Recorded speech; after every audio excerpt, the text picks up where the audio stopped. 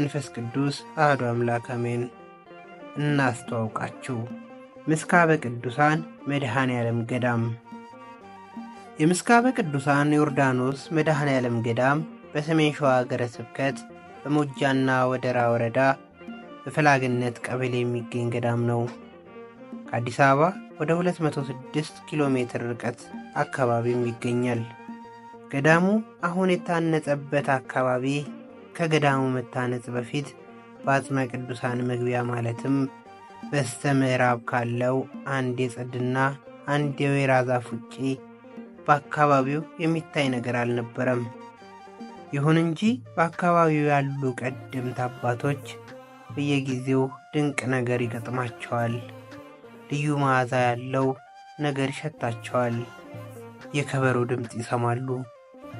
ከዚያም ሌላ ግዙፍ ነጭ አሞራ ከማይታወቅ አካባቢ ትኩስ አስክሬን ይዞ በመምጣት በቅድሚያ ከገዳሙ ፊት ለፊት ካለው ጭንጫ ውድማ ሜዳ ላይ ካስቀመጠ በኋላ ቀጥታ ከወይራው አጠገብ ያለው ዋሻ ውስጥ አጽመ ቅዱሳንን በክብር ሲያስቀምጥ ይመለከታሉ።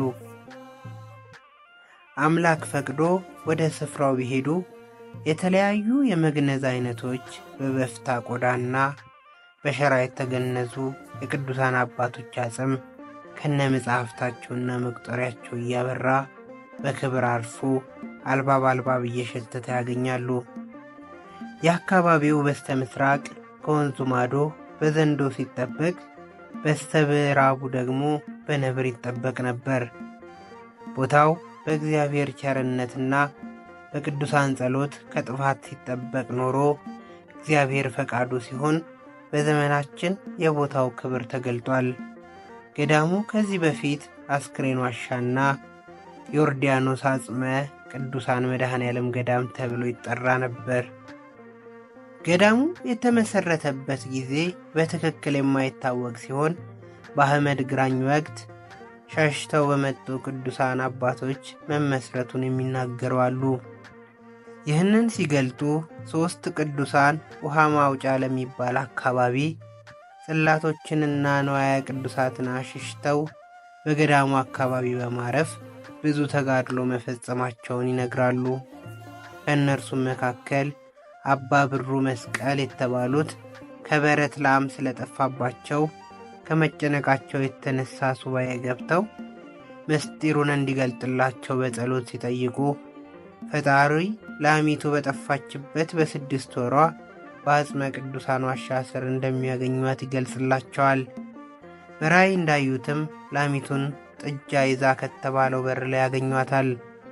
በዚህ ጊዜ የመንፈስ ቅዱስ ምሪት ነው ብለው በማመን ከጎንደር አሽሽተው ያመጧቸውን ጽላቶችና ንዋየ ቅዱሳት ከዝርፊያና ቃጠሎ ለመታደግ በዋሻ ውስጥ እንደሰወሩትና በዚያው የገዳሙ መመስረት እንደተጣለ ያስረዳሉ። ፍልፍል ዋሻው 4000 ካሬ ሜትር የሚደርስ ስፋት እንዳለው የሚገመት ሲሆን በውስጡ 3 ፍልፍል ቤተ መቅደሶችን ይዟል። እነርሱም የመድኃኔ ዓለም፣ የመጥምቀ መለኮት ቅዱስ ዮሐንስና የቅድስት አርሴማ ቤተ መቅደስ ናቸው። ወደ ዋሻው ስንገባ በመጀመሪያ ገድል ቤቱን የምናገኝ ሲሆን የክፍል ክብ ሆኖ ጣራው በሐረግ ሥራ የተጌጠና እጅግ ውብ የሆነ ነው። በመቀጠልም ከውስጥ በቀኝ የመጥምቀ መለኮት ቅዱስ ዮሐንስን፣ በግራ ደግሞ የቅድስት አርሴማን ቤተ መቅደስ እናገኛለን። ከመካከል ደግሞ በክብ ቅርጽ የተፈለፈለ በዕፀ መስቀሉ የተከበበውና ልዩ ግርማ ሞገስ ያለውን የመድኃኔ ዓለምን ቤተ መቅደስ እናገኛለን።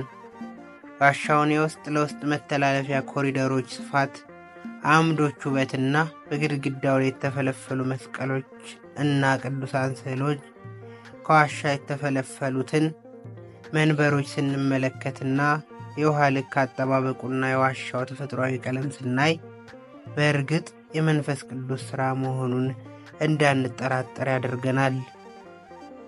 እንግዲህ በአጭሩ የገዳሙ ታሪክ ይህንን ይመስላል። ከገዳሙ ረድኤትና በረከትን ለመሳተፍ ያብቃን። ወስብሐት ለእግዚአብሔር ወለወላዲቱ ድንግል ወለመስቀሉ ክቡር አሜን።